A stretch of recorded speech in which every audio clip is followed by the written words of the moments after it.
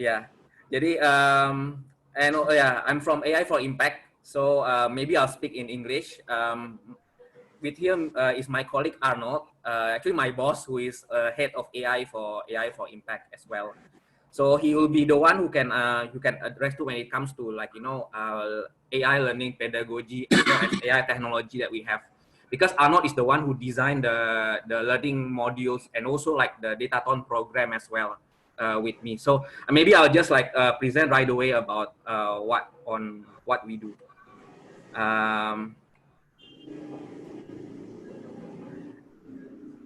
So can you see my screen?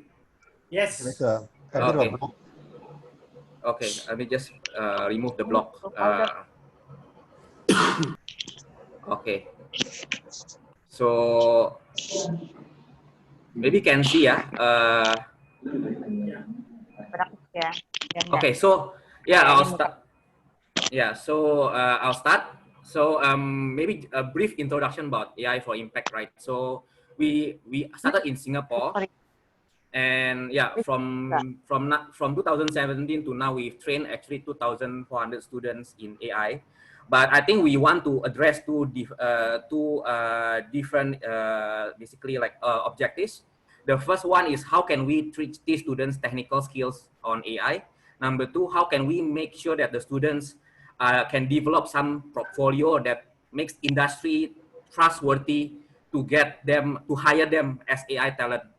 So since 2017, we've trained like 2,100 students, most of them through Dataton program actually. So we have some collaborations with NUS, NTU, and also Gunadarma in Indonesia to bring industry problems to for the students to solve. So we train the students, and NUS connects with with industry partners so they can actually promote their talent to the industries. So dengue is one that thing that we do in January. We also built chatbot competitions in May. NTU is for energy and sustainability, and we also have AI in finance, which just finished like in July. So the outcome is two things. The first one, they built four solutions. So we have 400 AI solution applications developed. And number two is also like, technically capable talent that is trusted by industries. So lots of our students are now actually working with the industry partners as internships and also or for full time. Yeah. So this is an introduction. Also, like, feel free to stop me if you have any questions as well. Okay. So what we can do is it can be split into 4 pillars. Yeah. The first, okay, maybe there's okay. The first one is we understand that there is a AI curriculum required for non-programmers because what happened in NUS is that out of like 38,000 students, only 2,000 are from IT faculties, which means that if AI is only teachable to IT students, right? You can only teach at most 8% of the university population.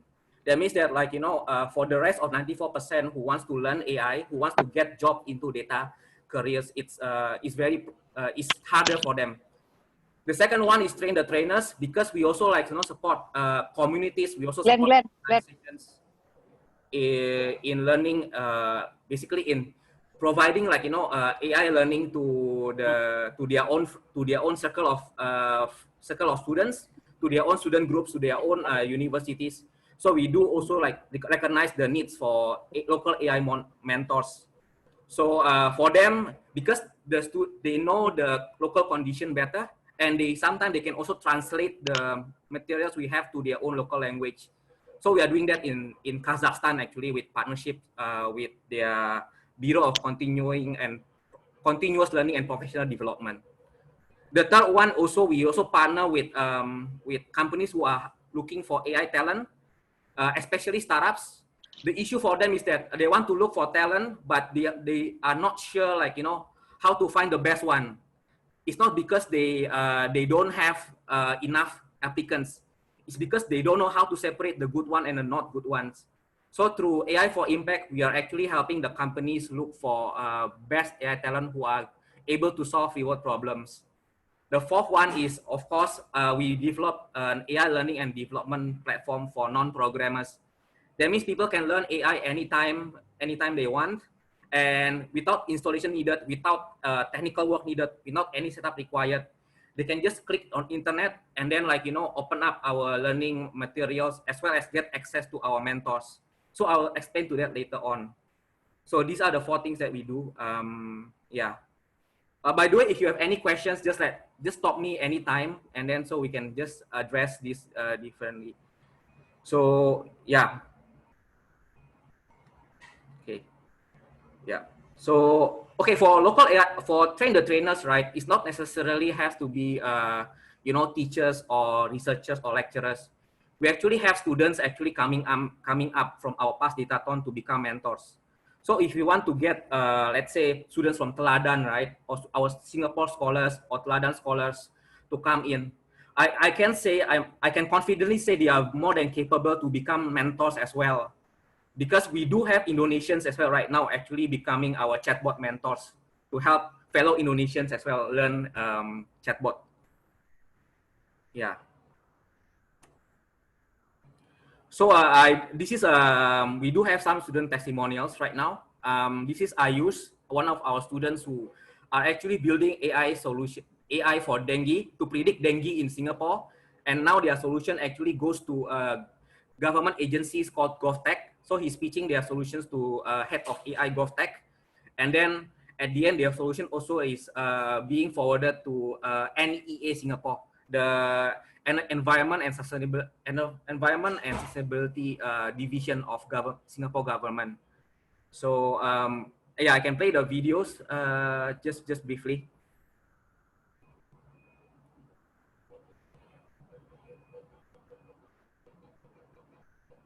Can you hear the sound?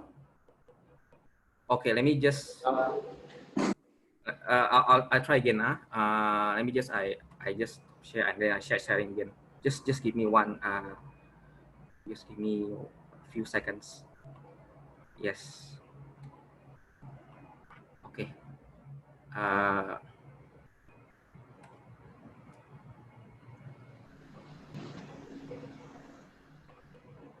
guys. Can you hear, Pak? Yes. Okay. I'm Ayush. I'm from the School of EEE at NTU. Ayush is an engineering student. Dengue forecasting. Since you know that the Singapore is one of the tropical city in the world, and last month we have read an article in the Straits Times says that the number of dengue cases has risen up to 12,000 in Singapore, even after closing the more than 200 clusters throughout the country. So, I mean, we just want to think about it, and if we can use some technology like the AI or the data science to predict the dengue outbreak in the Singapore and make an impact in the society. At the beginning, yeah, it was a bit nervous moment, but at the end, we got a chance to present to GovTech. A big thanks to the Terra AI for providing this platform. And we did a quite nice presentation to GovTech, and then the most proudest achievement so far is that when your slide is getting forwarded to the NEA and the Prime Minister's Smart Nation office, because this project comes under the Smart Nation. And at the end, I would emphasize that if we get a chance to present to NEA, we will try to improve the model and follow the NEA benchmarking.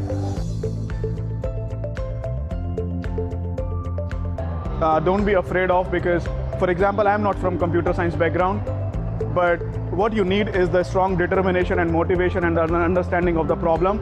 And if you can develop the algorithm, like how the flow will go, then rest is just developing the model. And another last point which I have learned personally from this experience is that when you are developing a solution or when you are solving any kind of problem, you don't have to just find a solution. You have to find a cost-effective solution, a realistic solution. For example, if I talk about the data science, the data storage and the operational point of view is very important. It's not like you're developing a solution which is not practical. So what I would suggest that you develop the solution by thinking its practicality point of view, and number two, be prepared for the worst case scenario. if you are prepared for the worst case scenario, then you are almost done.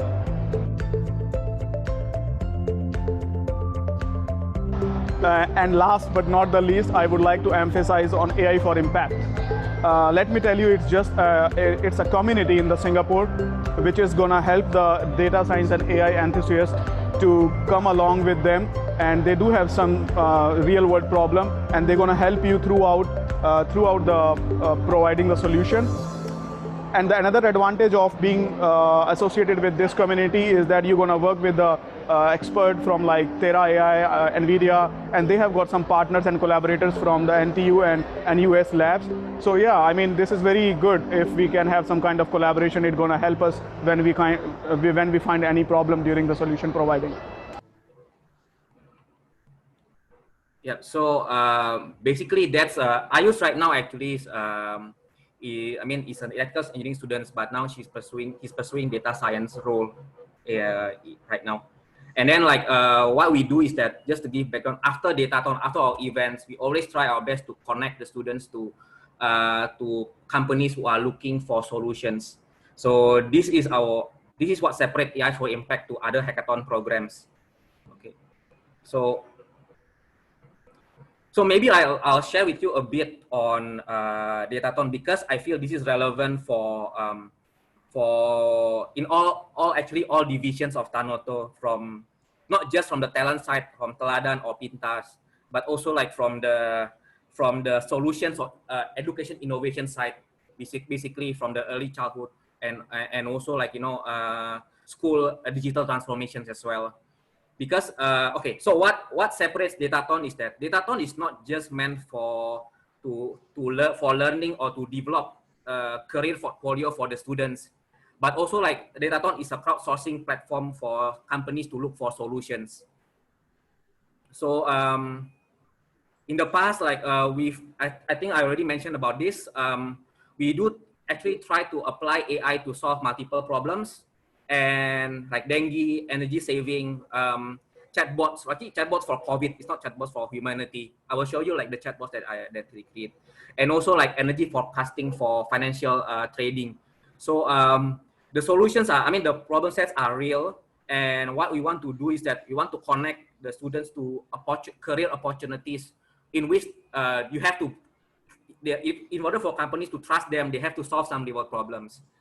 Our students are mainly like many tertiary students, but for chatbot specifically, we also like actually like have some students from primary school and secondary schools and junior college joining as well, and they are doing very well.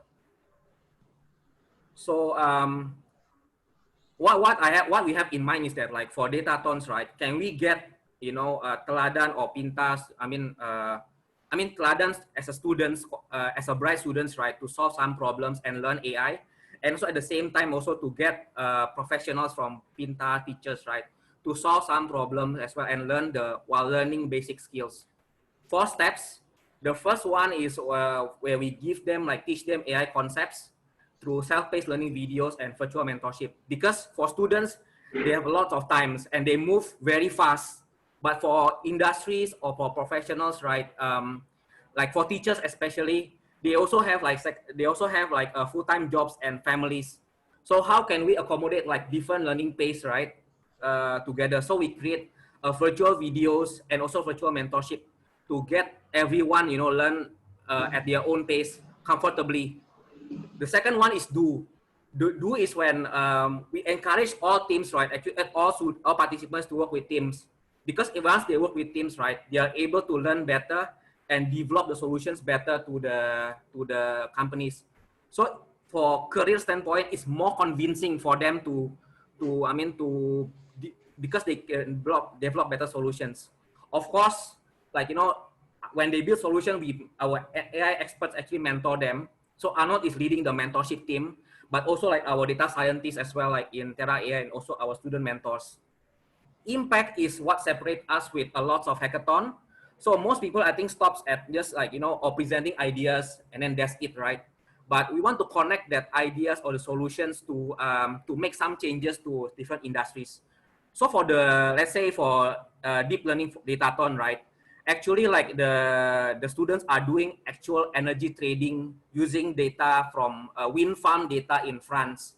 The reason is because like, you know, it's not just about, I mean, making sure that they are exposed to real world problems, but also is to get the students confidence, because confidence is very important for learning attitude. Once they see they can do it, right? And I think this is where we can motivate a lot of students to learn more, to take more in-depth concepts that we have, to take more like, you know, courses that we have, but also like for them to also share to the students that, oh, hey, I'm not from programming background, I'm not from math background, but I make profits actually from the problem sets. So this is where, you know, impact is plays a part in terms of learning development, especially for tertiary educations who are more career oriented. For chatbots, what we do is that we actually like open up to a public website, and then like, you know, the public can vote which chatbots they like the most. So for the Build a Bot 2020, right? Actually, we have 10,000 10,000 web visitors actually are liking the chatbots that students have built, and it gives them confidence. So the winners actually are from a mix of like junior college students and university students, because like, you know, they build chatbots that is perhaps like technically not that deep, but they actually like, you know, solve user pain points. So this is where, you know, impact also is useful, because sometimes it's not, you don't need the best technology, but you just need the best ideas, and the best ideas come from students. So this is where impact actually comes in. Finale is happening is when we sort out the top students, right? The top 10 students on impact, and let them pitch to industries, government, and academia. The reason is because like, you know, we want to not just stop on Dataton, but also stop on phase 2, which is solution adoptions and also like employment. So this is where the industries actually like, you know, can interact directly with the teams, and then talk to them, reach them out to talk about, ask more about the solutions that they build through some kind of presentation style. Yeah. So how is it related to Pinta or Teladan? I think we see for scholars, they are actually very bright. Even like for our competitions, whether it's, even though it's Singapore like targeted, we always have some finalists or winners from Indonesia as well. So how can we develop confidence? How can we develop success stories for Indonesians, right? So they can inspire others to also like, you know, learn AI, but in a fun way, not just from us saying that, but from their fellow friends to fellow students. So this is, you know, why we think that like, you know, like Tanoto's like scholarship foundation can be a very strong start to kickstart two things. Number one, to inspire other students. Number two, to look for the next mentors, right, who can teach AI to other students. So this is what we have in mind for Dataton. Yeah. Or maybe like maybe I can just also like just pause here, like just to check if there's any question from the audience.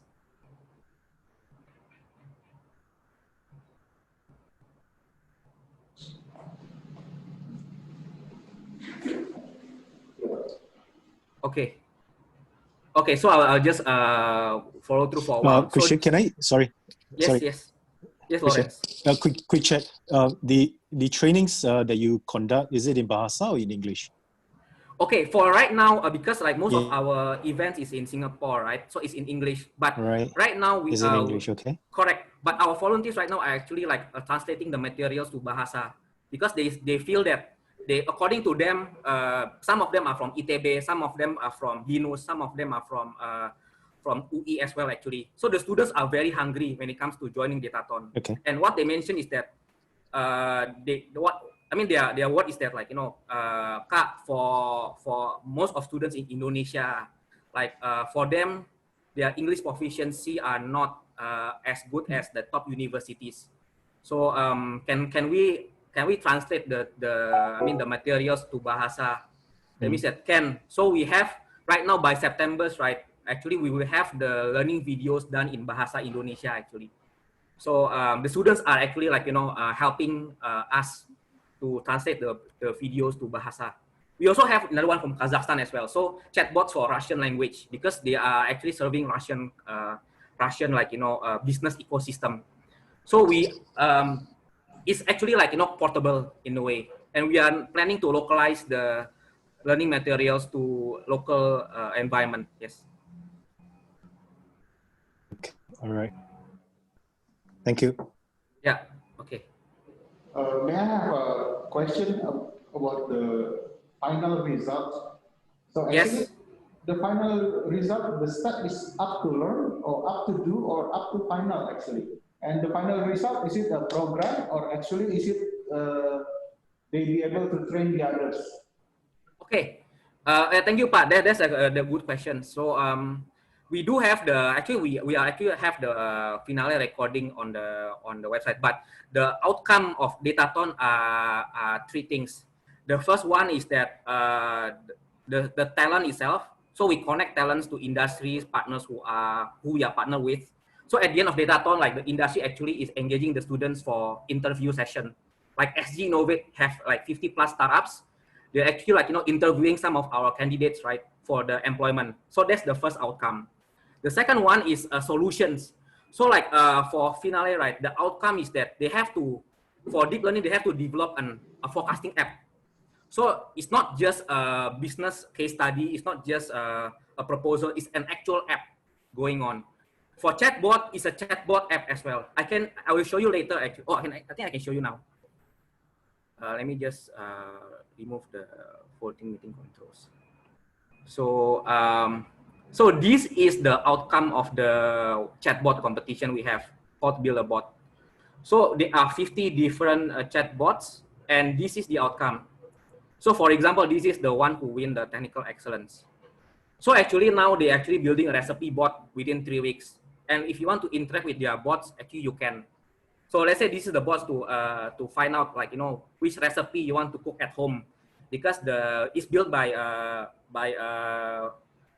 girl, actually, a girl who is in university.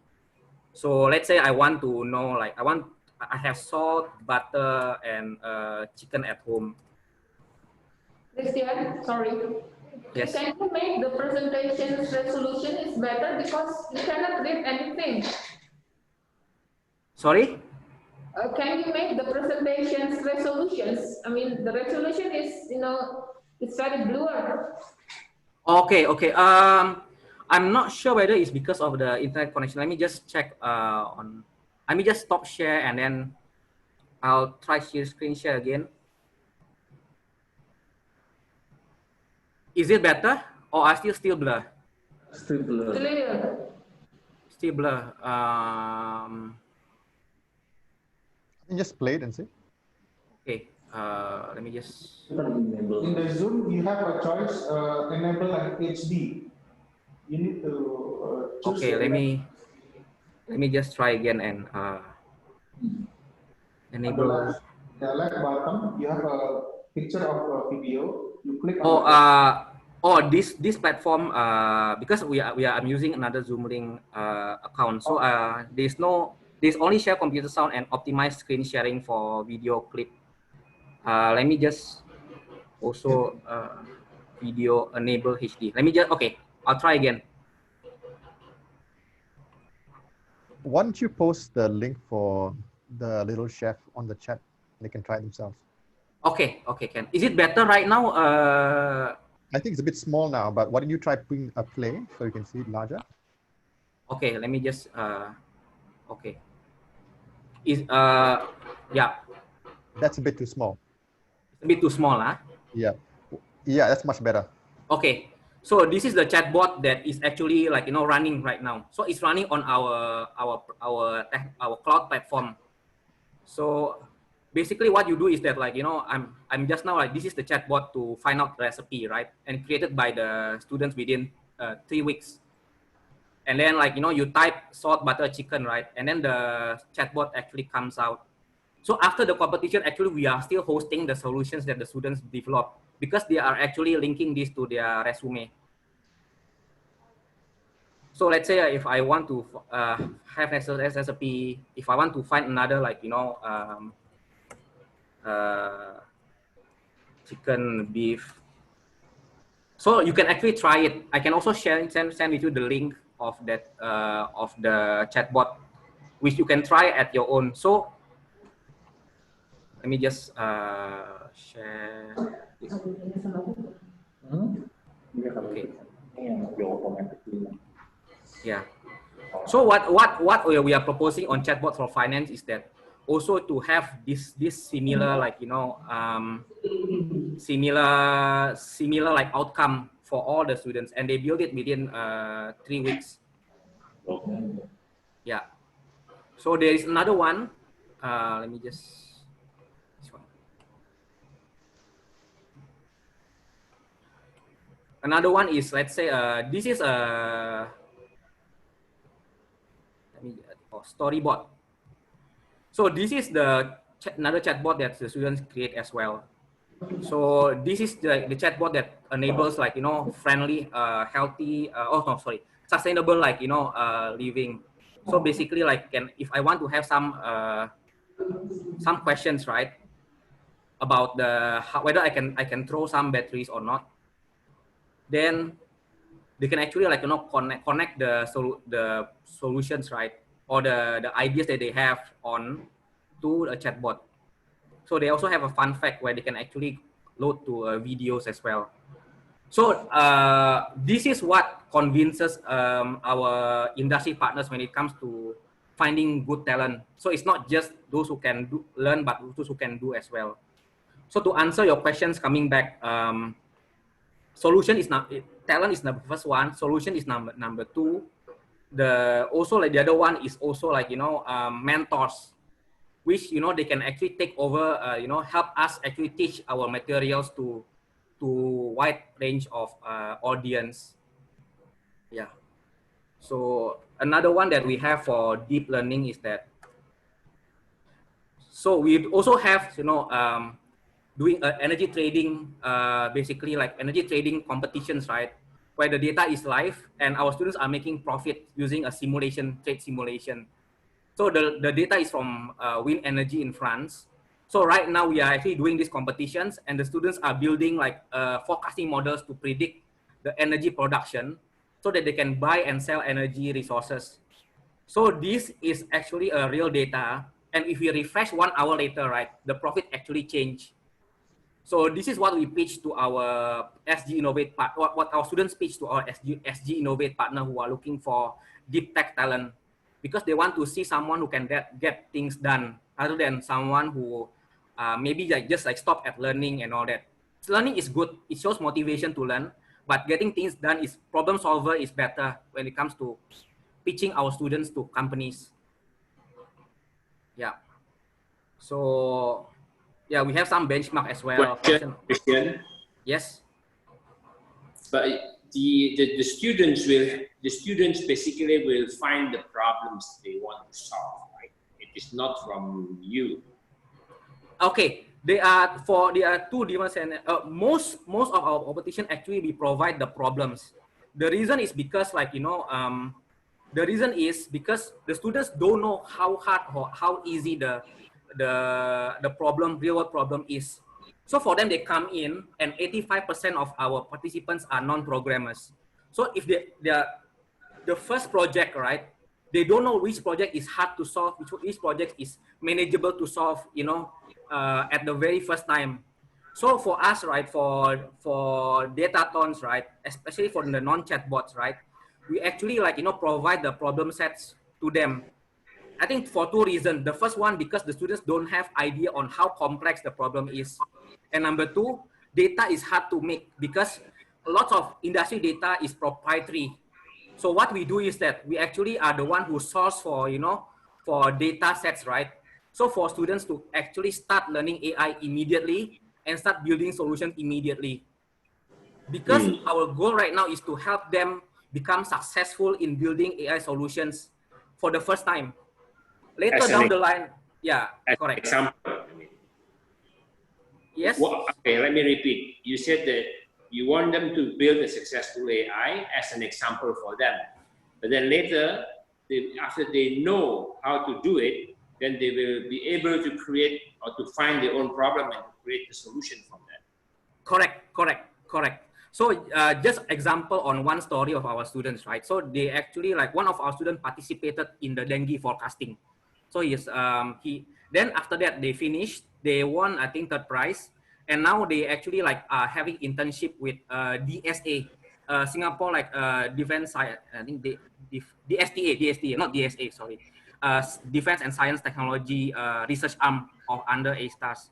So for them right now, like, you know, the students actually have learned this AI, right? So they have another project from their boss actually about forecasting project, right? They want to forecast. We don't know the project because it's defense, so it's very confidential. So what what students do is that they source the data sets themselves from within the DSTA, like, you know, DSTA department.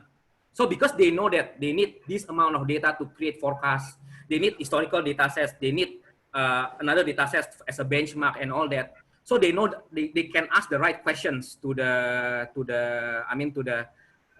boss. So right now, the students right now, they just told us last week, right? Clarence, right? Yeah, they told us actually last week, right? They're actually pitching his project to the DSTA, like head of research team, because like the CEO. The CEO. Okay, sorry, the CEO, right? Okay. The CEO, yeah.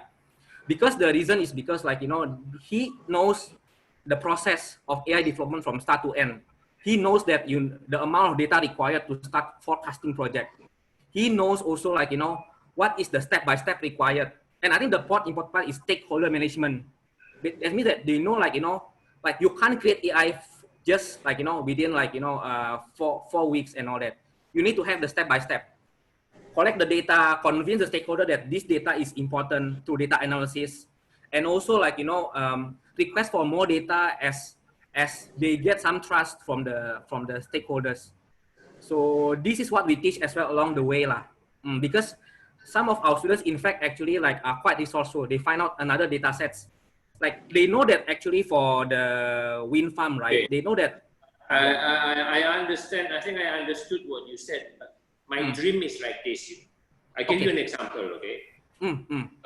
If there are 3 or 5 people in one group, okay, and then they study, they learn about AI, you give the problem, they solve the problem, or they come up with something, all right? They come back home, and they have an idea finally, and they say, okay, I want to create a stunting programming or a stunting prediction. I mean, in one area, if the consumption of this is not that much, whatever the variables, and if they can find the data source, then they should create an AI to say, okay, if I have this, and then I can predict the stunting rate in a certain area. This is just my dream. And then because of that, then I can also target the variables to make sure that the stunting rate will be less and will be more, or should be less actually. So this is what I imagine. Can I just answer that? That's an interesting observation. We've actually run this whole thing that we are doing is actually one big experiment, and part of the experiment is to understand the motivation of these kids. Yeah. And the motivation of these kids are quite different from what we thought when we went in. When we first did this program, we actually included entrepreneurship as well. This was both with the National University of Singapore. We had about 350 students, and there was an entrepreneurship component. What we found out was that the interests of the students themselves are very largely varied. So maybe about 2% would be interested in entrepreneurship. Maybe about 15 to 20% would be interested in employment. And the vast majority, I would say about the rest of the 50% plus, are looking for acquiring knowledge. They just want to learn, they want to explore, they're still pretty young. And the remainder don't know what they want to do, and maybe they drop out early. So we call them the explorers or shoppers. Well, there's nothing wrong to know about AI. I mean, no, of course not. AI a little bit, you know, so that when I talk to the millennials, I don't look like an idiot, you know. Yeah. So what we have here, what we have done is quite deliberately we're looking at the 2 different tracks that these students can take. In the first track, which we are quite familiar with, is the AI for forecasting. That's pretty much, you know, hardcore type AI. The problem with the hardcore AI, because AI is difficult, we try and strip out as much of the program as we can. We've simplified the language. Right now, Python is the big AI programming language. And I feel that it's actually too hard for most kids. And we've actually simplified that part as well, because we've been using this new language called Mojo ourselves. So we've actually simplified a lot. But having said that, even with simplifications, it's still a hard topic. There's still a lot of math involved, a lot of conceptual stuff involved, etc. Right? And I think a lot of the kids coming in ask themselves, why am I doing this? There's a lot of, why am I doing these kinds of questions? And I think what motivates them to actually complete the course, we actually did this whole program without the competition component. And what we found out was that the students were dropping out like flies because they couldn't see the end goal of where they would head towards this. So from that, what we thought was that different kids have different motivations. So many of the students, most of them, I think they're coming in, they're not mature enough to look forward and to look into their future. Even the very mature kids don't really think more than 6 months ahead. They're just looking at, let me just complete my exams. Let me just do, only the very, very rare, I would say about the 1%ers who really think, what am I going to do for my future and so on. And most of these kids tend to be foreigners.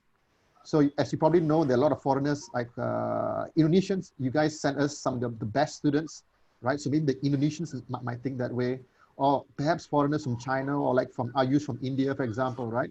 So these kids who are foreigners have to think about their future, because once their time is up in Singapore, they've got to find a job somewhere.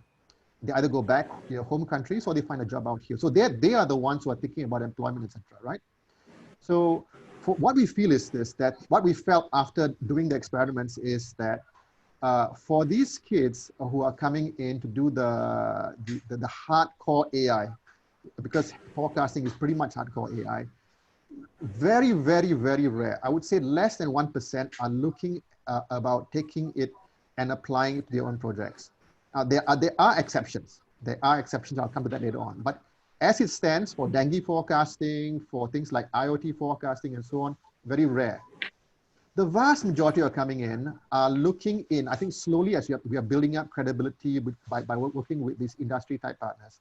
They are looking at these datathons as a stepping stone for a career change. So let's say, for example, in Singapore right now, we all, I think maybe even in Indonesia as well, AI and data science is very hot. But the companies don't employ people, they have a prejudice, they don't employ people without a data science degree, right? And what we find in Singapore is that the data science degree is well oversubscribed. So even if you're a bad com science person, you get hired by the banks, right? Snapped up in moments, right? That leaves a lot of the other technically skilled, but perhaps maybe in engineering or science or biology or chemistry, etc., and so on, who are looking for maybe their own career plus AI. They also want to go and change, maybe do a switch into data science. They want to get internships into data science, but they can't get they don't have the lobang, basically. They don't have a foot in the door. And what these competitions do is to give them that foot in the door. One of the changes for us was to partner with SG Innovate. You probably are familiar with them. They are Singapore government body basically, and they have a lot of cash, and they fund tons of startups in Singapore and overseas as well. And they love us because we are supplying them with now perhaps the top talent that they can for their startups. So we see that really expanding, not just for Singapore, but around the world as well, where we're working with accelerators and incubators and so on. And we'll have more and more, openings for these kids who want to make that career switch. Okay, so this is the big pool that we see, and it's quite, most kids just want to find a job. They are very interested in data science. They want to make a switch, and the industry doesn't give them a chance. Whereas with this platform, they can have that chance, and it's a level playing field.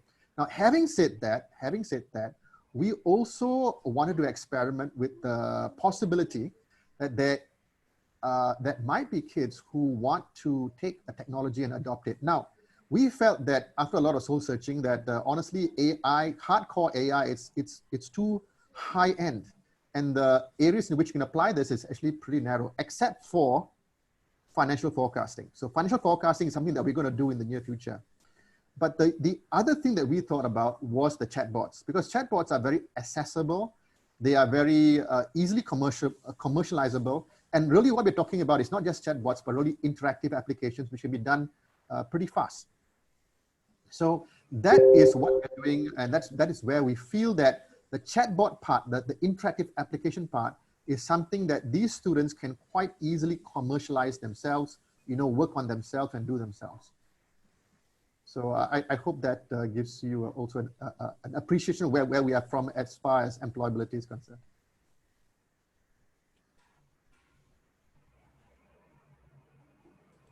Maybe Christian can continue first. After that, question and answer in the end. Can. So Dataton is that program. Learn AI, solve industry projects, and the time frame is typically 3 to 5 weeks, which means that we can run it over holidays. We can also run it actually during school term right now, because all the learnings is all self-paced, because everything is run virtually. So they can come in, they can record, they can also see the recording at their own learning pace. So of course, we are going to have one in chatbots for finance in September with Pak Stefanus. I think that one is already well explained.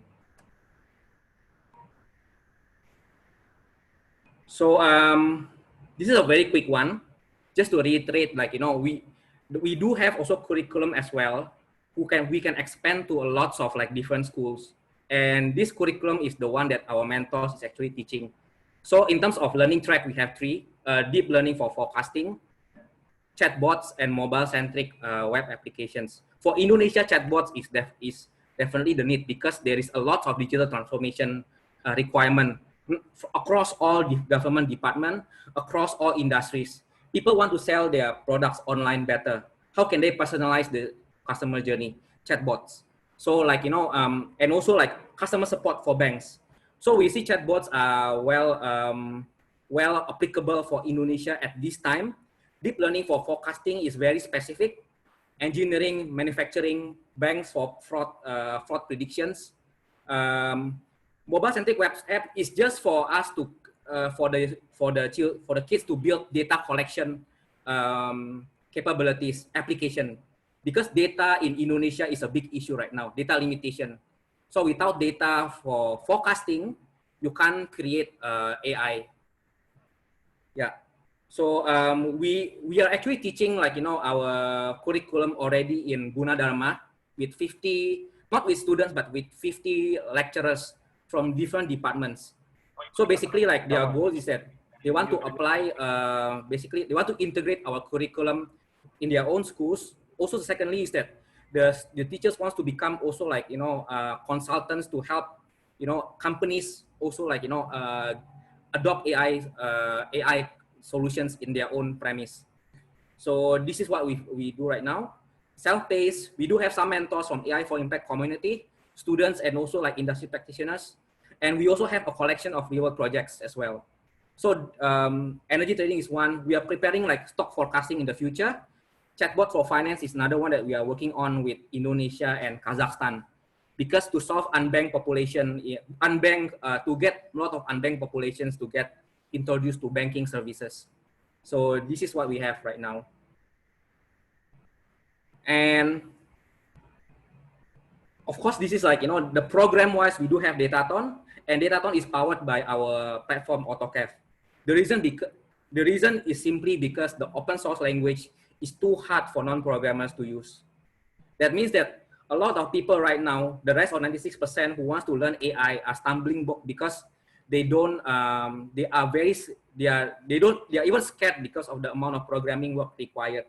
So what we do is that to get a lot of people to learn AI, we create our own platform called AutoCAD.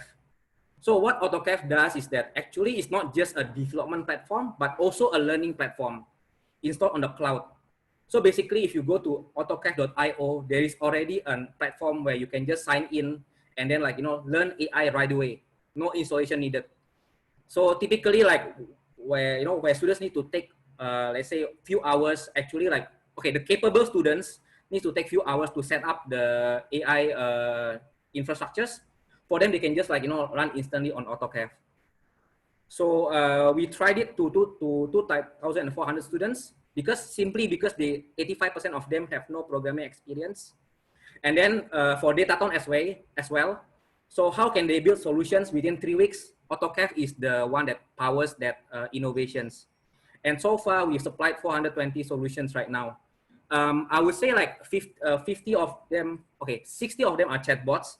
The rest of them are forecasting at this point of time, because I mean, most of our competition is run on forecasting. So they write a Medium articles, and then they are posting their deep learning AI models on their own, like basically like on their own private repository.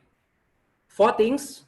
So let's say, like, you know, how can we help like, you know, help a lot of schools to run their own datatons? How can we help Tanoto Foundation as well to, I mean, to run datatons for your own schools without us actually being involved? AutoCAD is the one that enables that. So the first one, we do have AI labs, so that we have some materials on chatbots, we have some materials on deep learning, we have some materials on building mobile applications, and it's all hosted on the website. So yeah, all code snippets and all that is all on the website. Secondly is industry projects from our industry partners. So we get some projects from Schneider Electric. So they are looking for AI talent with engineering background to forecast for IoT projects. So they are hosting their projects on our websites through energy. I mean, it's called energy demand forecasting for building. So they want to save costs through using AI to save costs on energy management. It's also online, so you can even try it right now if we give you some user IDs. So that means that, like, you know, you don't have to install anything. If you want to start your own dataton, if you want to start the AI learning, you can start immediately. And also, most importantly for our mentors, right, we actually give them a talent analytics as well, because it's cloud-based. So we monitor the activities of our students. Initially for our own, because a lot of Singapore students are very shy when it comes to asking questions. But at the end, right, if we are not helping them like at the early start, then they are left behind. So what we do is that we actually track 3 things. The first one is that how well they are doing our quiz. So it's like an e-learning quiz. So we have the score metrics there. The second one is that how good is their quality of their forecasting. So we have a benchmarking tools to assess the quality of the solutions they have. So this is what you see also, like on the trading on the live forecasting leaderboard, right? There is a benchmark, and also there's their forecasting result. The third one also is engagement. Are the students working or studying well outside classroom?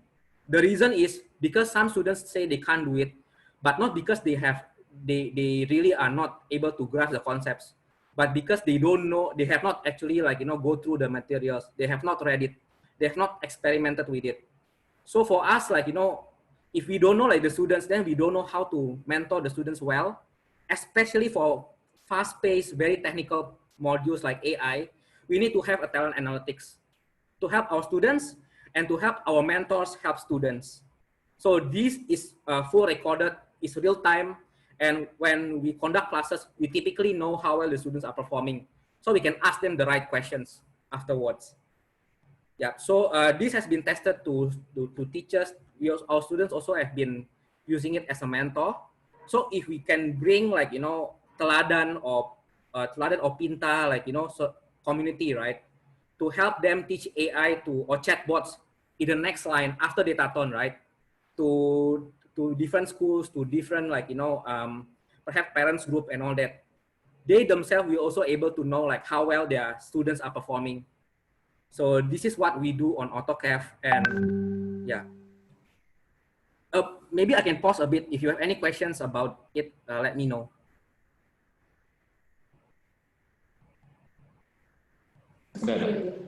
Christian, this is Ari speaking. Yeah, thank you for your comprehensive explanations on this AI.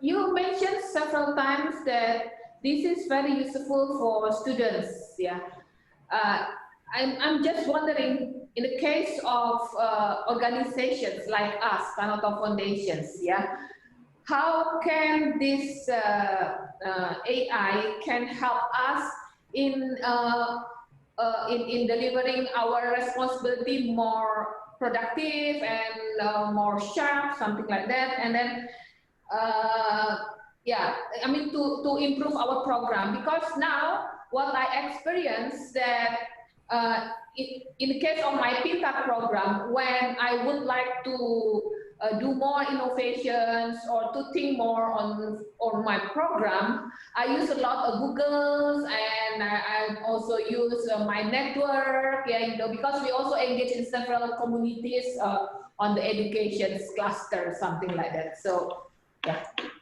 Okay, thank you, Bu. Maybe like just to are you specifically looking for like, you know, programs like PINTA to help teachers, or are you talking about like tertiary education as a, I mean, as your, maybe like as your target audience for your programs? My target market is too, but no, I think the priority is for the students at the schools, yeah, the basic education level. Yeah. Okay. Especially, but no. Actually, the ultimate target is students, but we work with the teachers actually. Yeah. Okay. Understand. I think this is actually like what we have in mind, and we actually we have something on the next slide for Tanoto. Let me just, like, you know, while we are in this discussion, right? So what is the plan between, like, you know, what is the right program for Tanoto, for us and Tanoto, right? I think the first one is that the concept number one, we do need to get local, like, you know, local involvement, local partnerships. So we don't believe that we are the one who will conduct the courses down the line. We need to enable the local communities to run their own, like, you know, AI learning. Whether like how long or short, in the long run, we need to get involved the local universities, the local, like, you know, student community, the local, like, you know, the local himpunan mahasiswa, right? To also get them involved on these projects. Because I think to rely on us all the time to do the training is not sustainable. But we do have some platform that helps them train or solve their own problems. So in this case, right, in terms of Tanoto, in terms of teachers, right, I mean the teachers as well, and in terms of like enabling the scholars. So how can we, you know, take all that checkbox in mind? How can we create a program that benefits everyone? The first one, students. Students are looking for portfolio. The brighter students are very hungry for learning new skills and looking for project portfolio, especially Indonesian scholars, because actually a lot of my friends actually are Tanoto scholars as well from Singapore. They were all actually studying in SMU and they graduated. They're all very hungry. They want to contribute back to Indonesians, right? For students, what we want to do is that join Datathon, create some chatbot solutions. But chatbot for who? For educations, because Tanoto has a lot of teachers and schools who are looking for ideas for digital transformations. Can we enable students to create portfolio that in the end channel back to Tanoto programs to give that ideas to Tanoto schools, to help Tanoto's universities and schools? So this is what we have in mind, like, you know, can we create chatbot for educations, right? To tap on students to learn something new, to get them to get some career portfolios on chatbots, and at the same time to get the solution adopted by Tanoto foundations to channel to schools and universities. So this is chatbots for education program. How can we make it sustainable? In the first run, what we imagine is that I hope like we can come up with the concepts. AI for Impact can have a teach the first round, and then at Tanoto can also, like, you know, get involved in terms of providing ideas on what is the pain points of the education school system right now, from primary to universities. Get the students come in, get them, like, you know, solve them using chatbots.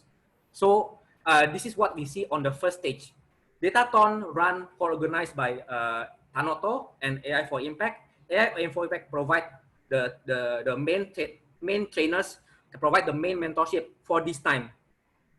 The second stage, what happened is that the students build solutions, the students build portfolio, and we have also, like, you know, identify good ones, good students or teachers, right, who are willing to become our next mentors. The next mentors will be able to co-organize local datathons at their own place. Because I think typically, right, for each different school, they have different focus, they have different pain points. And sometimes those who know best are the local teachers and local students. At the same time, we also have an army of so-called chatbot developers who are already learning our curriculum, who are also like willing to take the solutions into the next step. So number one, chatbot datathon can be done on different schools locally. Number two, the students have several solutions. They can implement that solutions to different schools as a trial testing, as a pilot project. Number three, the students and the teachers are also able to mentor the next batch of datathons at their own local people and help them also learn their skills. So this is what we have in mind on the step 2. So how did we start with datathon our own first? We invited like, you know, maybe like Tanoto teaching staff, volunteers and partners. I also want to invite Teladan and Tanoto SG scholars as well, if possible, because the scholars, Indonesian scholars are very bright. I think our winners for chatbot that Build a Bot are actually Indonesians. So there are 3 Indonesian students, 3 from NUS, 3 from NUS. So they are also like, you know, I'm not sure whether they are under Tanoto scholarship or not, but if we are looking for that quality and that motivation to help Indonesians, they are very, very willing, right, to actually like, you know, become the next volunteers to mentor, to build solutions, and also to, you know, to even co-organize, help organize datathon at different places. So this is what we have in mind. And I think we also have some proposal, some ideas on the possible challenge that might be suitable for Indonesian schools. But I think we would love to hear your inputs as well. Maybe that, I hope that answers your questions, Bu Ari. Yeah. Yeah. Yeah. Okay. So actually, if I may wrap up the whole things is through your presentation. One of the things is I capture this is very good for the youngsters to learn and to start exploring on AI. Correct? Yeah. Because they have a fast learning phase and they have time and the curiosity and the eagerness to learn, correct? Yeah. Okay, so basically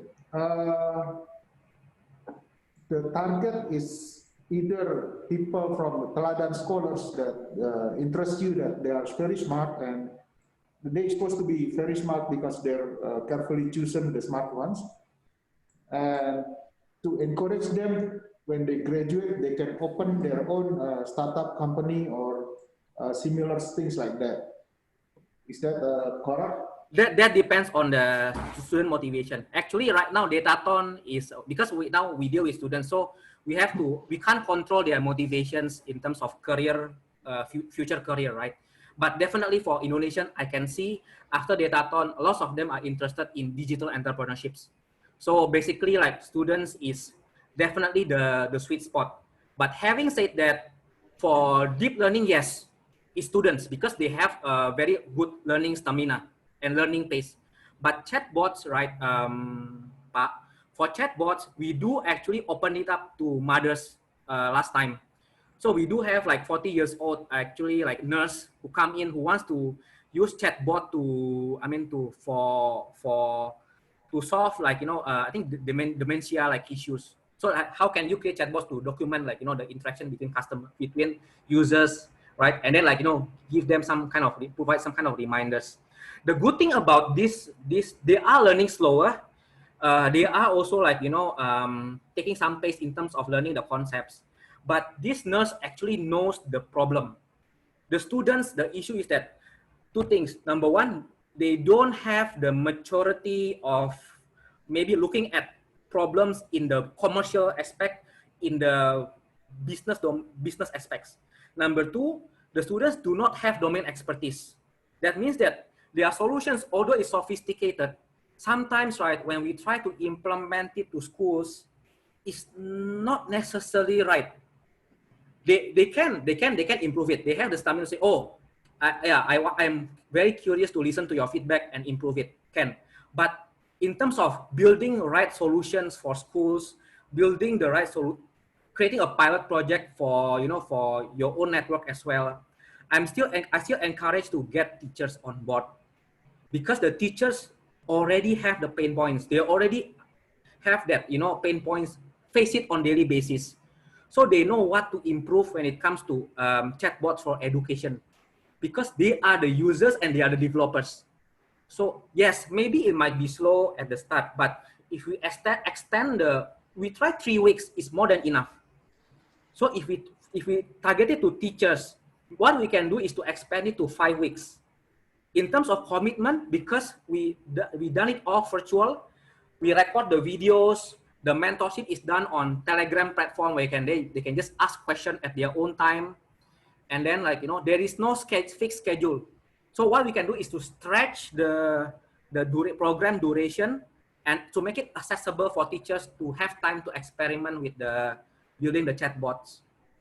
Why I still want the teachers to get involved, because the teachers understand the problems. And what we want is that, can we create solutions as well that can help Tanoto Foundation create ideas or pilot projects to be implemented to different schools who want to digitally transform. So my take is that I think we still want to get teachers involved. Yeah. Okay, Christian, this is Purnomo. Yeah, Pak Pur.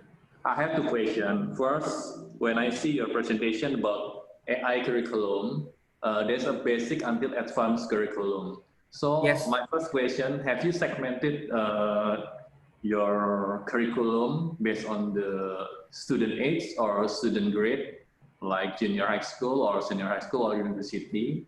And then the second one, my question is,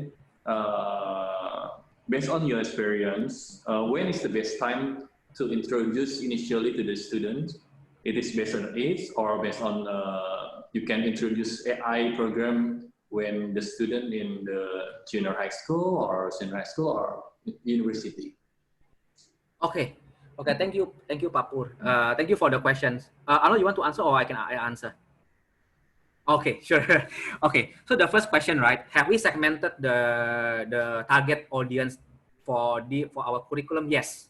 The answer is yes. For deep learning forecasting, the sweet spot is still university students. So year 1, year 4, master PhD, we tested it to them. Doesn't matter. In fact, our winners are actually despite having PhD students, despite having professionals coming in, the winner are still year 1 students actually, because although they have less experience, they have more time to experiment. Deep learning, yes, for students. Is it necessarily for programming students? No need. Ideally, it's actually engineering students. Engineering students actually perform better than the computing students because they know the design thinking. They already trained to build products. So that's for deep learning for forecasting. We segmented into basic to advanced, yes.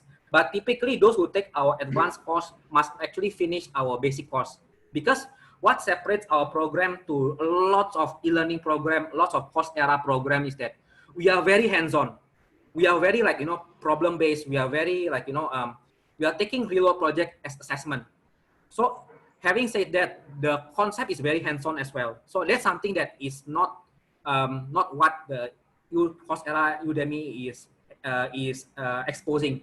That means that for us to be for the students to be confident to learn our advanced material, they have to actually pass our basic materials first. So that's for deep learning. And deep learning, I must say, I can confidently say that university students or poly students actually are already capable. For chatbots, we stretch the audience. I think the largest stretch actually we try to primary student actually. Primary students who are primary 6. Primary 5 and 6. This is our... No, the guy was about 7 years old, I think. So that's primary 1. Oh, primary. Okay, primary. One of them are primary. Oh, yes. Oh, that's for the build-a-bot, right? For build-a-bot, that's right. Okay, yeah. But I think for that one, for the primary 1 student, 7-year-old, his mom had to come on board. The mom liked the program. The mom thought was useful enough to teach the neighborhood kids. But I think standalone kids who came in, I think the youngest was about, I think 14 or 15. 14 years old. Yeah. So for they the didn't perform by themselves, yeah. correct. So in terms of like, ability to come up with chatbots, we learn chatbot from scratch and build chatbot in 3 weeks. I think 14 years old are good enough. So 14 years old means SMP or SMK. Yeah. Yeah, so SMP, SMK is also good enough. For adults, we tested it to different audience as well. So the nurse actually are able to build the chatbot alone. But typically, I think, let's say if we want to invite more people, we always encourage them to learn in groups. So this is actually one of our secret sauce as well. As much as possible, like, all our programs require participation in groups, because what happens is that when they do in groups, they are also like distribution in terms of skills. So what is happening is that the best student in the team will teach the other students. So there is mentor to, okay, 3 things: trainer to student learning. Number 2 is mentor to student learning. The third one is student to student learning, peer-to-peer learning. So that means that the learning is very guaranteed, even though for the weak students. So for datatons, again, we actually arrange it in groups. If they are actually in groups, right, even I would say like we can stretch it to 12 years old and lower, and we can stretch it to all adults. So yeah, this is our for chatbot, but only for chatbot. Yeah.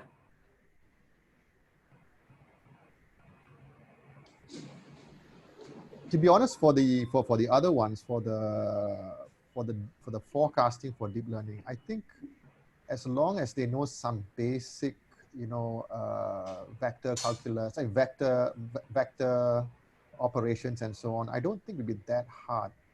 I don't think it's super easy for very young kids, but I think if they're doing physics or let's say advanced maths at maybe 18 or 19, that should be sufficient for them.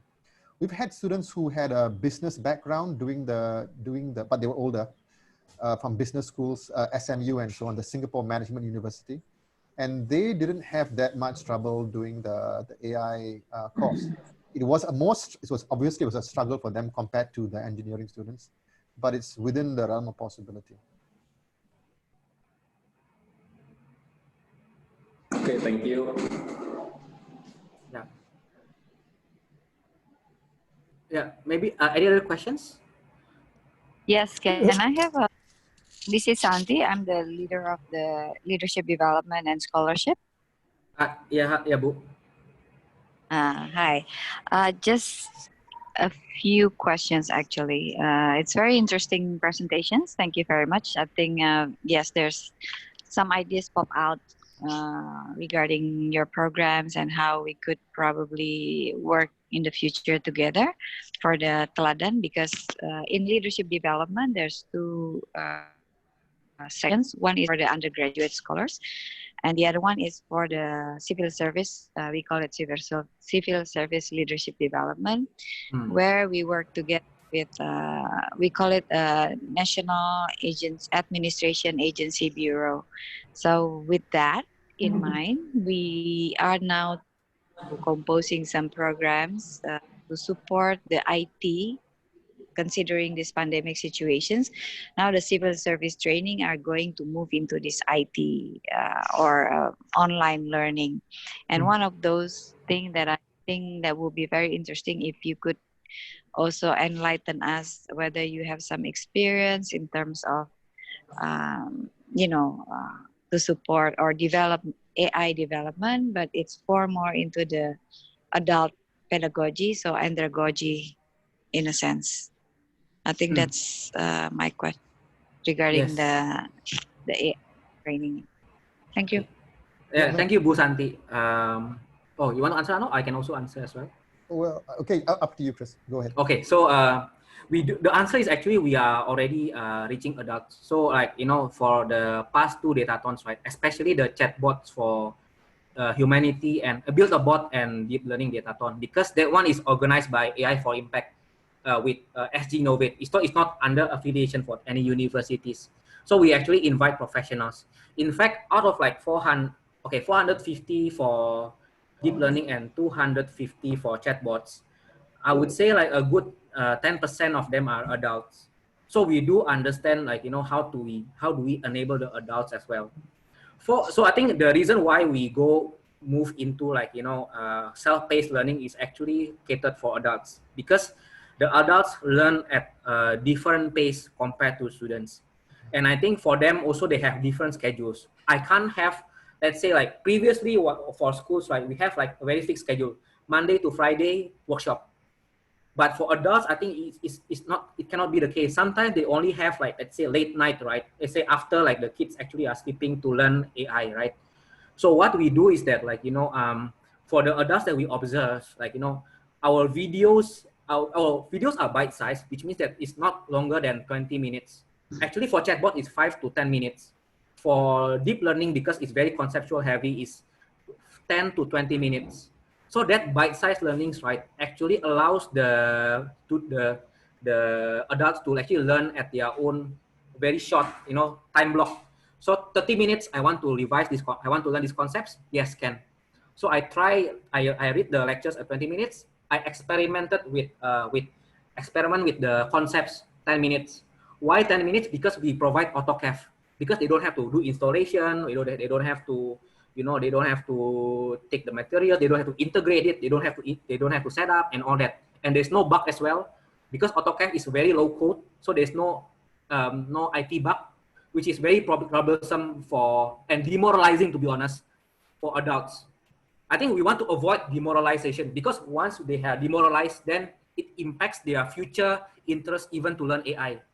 We want it to make it fun and easy and encouraging as possible. So yeah, that's why I think that's how we do. The first one is bite-sized videos.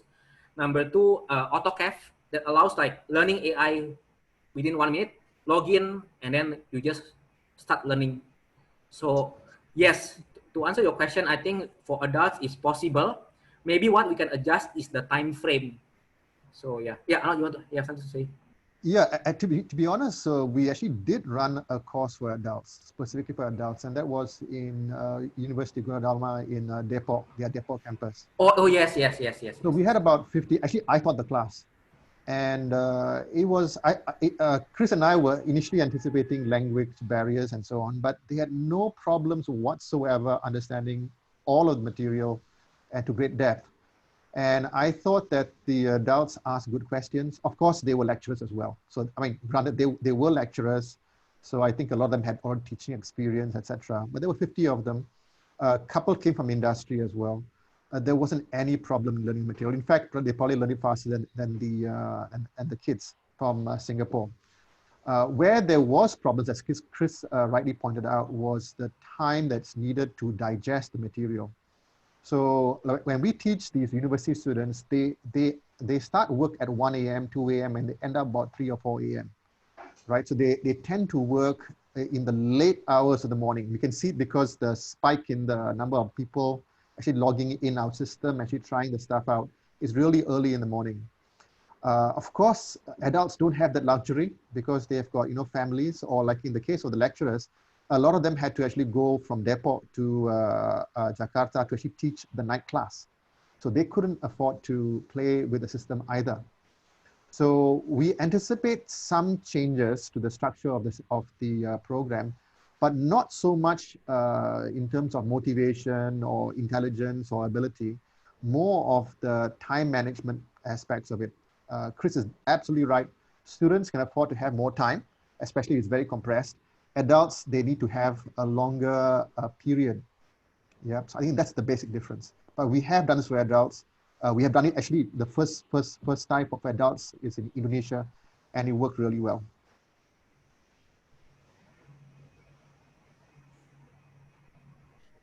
Thank you.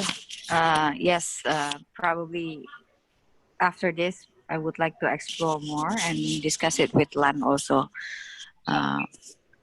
for the, you know, what's the possibility, because they are now trying to reach out for the whole civil service in Indonesia, how then they you know, make the training more effective, and probably AI would automate some of the work or the governance system that we have so far. So I don't know, that's one of the things that came into mind. Thank you, by the way. I think it will be, I think for me personally as Indonesians, it will be encouraging actually if the government, if ISN is involved, because we just actually talked to Biscom Info Jawa Barat last year, because we were planning to have some kind of AI Center of Excellence program, but because of COVID, the program actually was halted. So for them, what they actually have lots of data, but that can only be accessed by their own staffs. Like stunting is number one. How can I predict stunting, right? Given the past data from Puskesmas, limited data. So, and also another one is disaster forecasting. So I think how can we make some innovations to government, I think, to enable the ISN to get equipped with AI as well. But I think also my thinking is that how can we start step by step, right? So I do, because why also I'm also very excited to meet Tanoto Foundation is that because I think you have a lots of programs that can actually hit different level of both in government and also for the schools. And I think what we hope is that maybe one idea is to have organized chatbots for education datathon. The goal is that to have early trainers, to groom early trainers, to develop early solutions, and also number three, to also enable some teachers as well. Then from there, once it's successful, right, we have some success stories that can be shared to ISN, that can be shared to different schools. We have some solution that can be implemented as pilot project as well.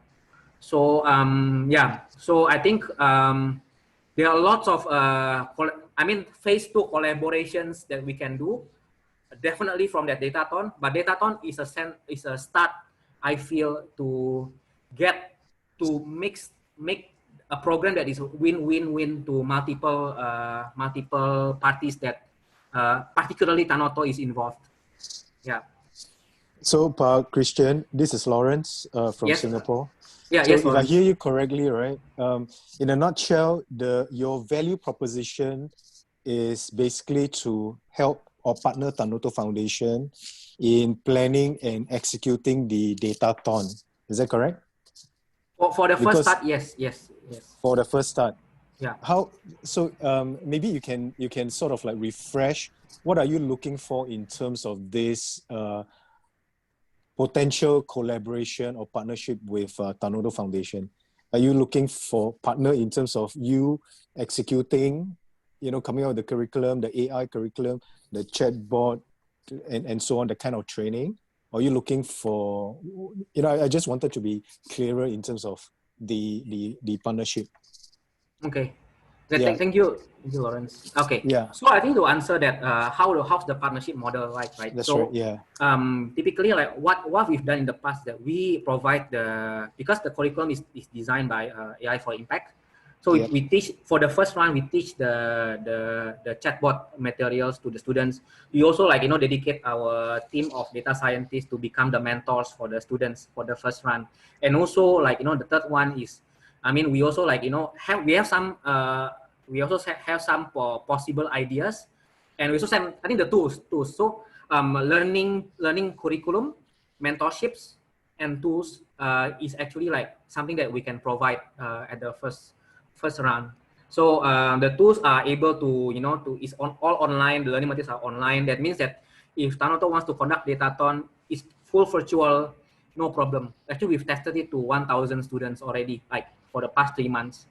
How we want to, I think how we hope to angle datathon is to also align with Tanoto's goals as well. So I know that from my understanding, right, just studying some web materials, right, Tanoto has basically actually supporting scholars, scholars through Teladan or Tanoto SG scholars, 7,000 of them. And number two, Tanoto also helps schools actually in terms of coming up with programs to improve the teaching quality and infrastructures. That's on the solutions part, the second part. The third one is that basically like, Tanoto also is helping like, ISN and also like, school teachers to actually to become digital aware. And I would say digital enable. Digital enable means like they can actually build something using the knowledge digital knowledge they found. So in that sense, how Dataton can tick all that choices is that, number one, we hope to train Teladan and Tanoto SG scholars as, as the students who can build the solutions. So that's number one. So they get the skills, Okay. they build solutions. So I think that's the partnership that we have in mind in terms of who are the target audiences. The second one is that, yeah. Go ahead. Sorry. Second one. Go ahead. Okay. Sorry. So the second one is that we do have some hypothesis in terms of what works for students right now. I think in Indonesia, personally, I feel that STEM, science, tech, engineering, and math at early educations like primary school and secondary schools are not. Are not fun. Are not delivered in a fun way. So people are less. Have some kind of like it can be delivered better. So we hope to use that come up with a team where the students build something to make STEM education fun. For example, like gamified chatbot experience, like bite-sized like quizzes where there's some kind of game component and there is also bite-sized learning component required. So that's our hypothesis. I think I would love to get Tanoto ideas as well in terms of what is the best problems. The second one is gamified learning because I also from Indonesia as well. I was quite fortunate to actually learn in a rather good schools, but even in the good schools right now, when it comes to getting their transforming digitally, right? So during COVID, enabling the students to learn digital. Learn learn content digitally, right? There is a roadblock as well. How can the students that we take in, or how can the teachers that we get involved learn chatbots and build digital solutions to help students that is remote areas, that is at home, right, learn some core subjects on a bite-sized content. So this is like yeah. Yeah, no problem, Pak Christian. Thank you very much. I think also I'm mindful of the time because we set out to have a meeting for about 1.5 hours. So I think we are already overrun. So I just 2 points to share. I think one is my personal takeaways. I don't speak on behalf of my colleagues in Indonesia, but I'm going to share just a few points on that. And then maybe the second point is really a suggestion on how we can move this forward. Yes. Okay, so my own personal reflection is that if I hear from you, the value proposition is that AI, coding and so on, it is something that will be here to stay, is a rising industry. It is something that once you acquire, it will be able to help you in terms of your future, career and so on. So I think that in a nutshell is your value proposition, if I hear it correctly. Yeah. You understand the work and the work of Tanoto Foundation. I feel that one possible target audience that we can sort of like narrow down is to look at the tertiary undergraduates, whether they are the Teladan scholars who are studying in the partner universities in Indonesia or the Tanoto scholars who are studying in the universities in Singapore. I think through them, targeting at them, conducting the AI training program course and so on in a interesting manner will maybe it's something that they are motivated to learn. It can help them in their portfolio and so on. So I think that could be one way. You provide the problems. That means the problems based on your networking with the industry. You know what are the problems that these companies are facing. You teach them and hopefully they can then work on some real problems that are being faced right now. Okay? That could be one immediate focus, right? Because the AI may be something more easily resonate with the tertiary, the younger generations, put it this way. Having said that, I think what Ibu Ari and Ibu Santi brought up earlier, it may be something like a second phase, right? What you can do is this, you want to separately target the teachers and perhaps also the school principals. It's more like maybe it's like awareness, understanding the basics of what AI is and how AI can help you unleash the learning experience for your students. So in other words, it can be a separate customizable module or program that you target at this particular group of people, the teachers and the principals, so that in turn, they can then find a way to promote the AI to their students. Okay, so there's another secondary group of target audience. The main one, I would say, would still be the tertiary students. Now, of course, the second group of the supporting target audience could be the ASN, Aparatur Sipil Negara, the Indonesian civil servants. Yeah. It can be something that you work on later, but indeed you want to specifically reach out to these civil servants so that in turn they can then use AI to solve real problems that are faced by Indonesians. So in a way, you need to sort of like prioritize which is the main target audience you want to reach out to. Maybe the tertiary students can work on solutions to real problems that are faced by, say, Pintar program. So we can talk to Ibu Ari, what are the pain points that are faced by the Pintar program. This becomes your problems. And then you enable the tertiary Teladan scholars to learn something new. And then these people provide the solutions to solve the Pintar problems. So in a way, it's an ecosystem, right? It meets everybody's needs.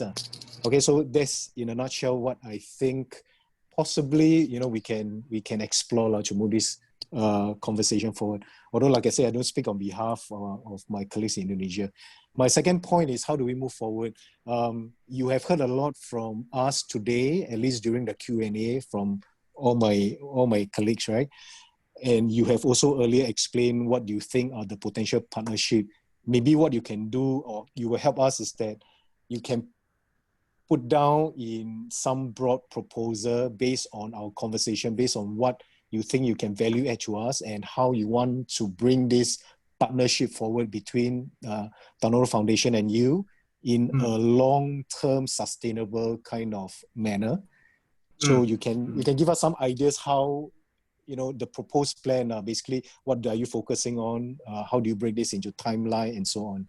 Then once we receive something more detailed from you, you can trust that we will have our own internal deliberation with Dr. Satrio. And then once we have some ideas, we can then get back to you in terms of what is doable, not doable, feasible, not feasible, and what kind of budget that we have. Okay, so these are the two key points from me. Right. Yep. Thank you, Lawrence. Yep. So I hand over the time to my colleagues in Jakarta. I have no other points to add.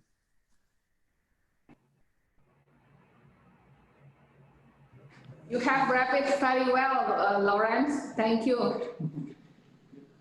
Jadi Bu Ari, kita setuju dengan dengan langkah-langkah yang berikutnya. Yes. Yeah, I think then we can continue after you send kind of a document to us, then we can review again and then communicate either through email or setting up another Zoom if necessary. So I think that's the process. At least know already the product that you offer to us, and then we are start thinking also what we can do also to leverage our program, with the potential partnership, something like that. Can do. Yeah. Okay. Thank you. Thank you very much, everybody. Thank you, okay. So thank you very much. Hopefully, 1 September can send some participant to try first. Yeah. Okay. Let me discuss. Yeah. Thank you, Pak. All right. Terima kasih. Bye. Terima kasih. Thank you all. Terima kasih. Pak Alis di mana? Thank you. Yeah, thank you, Isha.